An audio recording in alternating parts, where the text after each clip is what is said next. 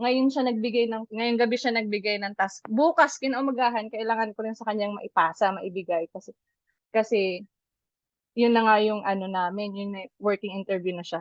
Tapos di ginawa ko siya, pinagpuyatan ko siya kasi kailangan ko 'tong maipasa. Sabi ko gano'n. Di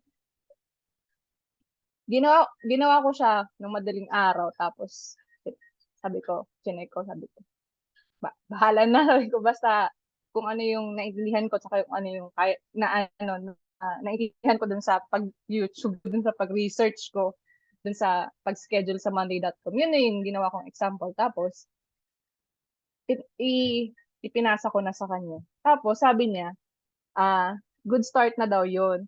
Yun, ta's parang natuwa yung puso ko kasi siya yung unang-unang nagtiwala saka nag-ano sa'kin na hindi naman talaga pala kailangan na magaling ka. Ang importante is yung alam mo kung ano yung puwede mong maibigay na solusyon sa problema nila.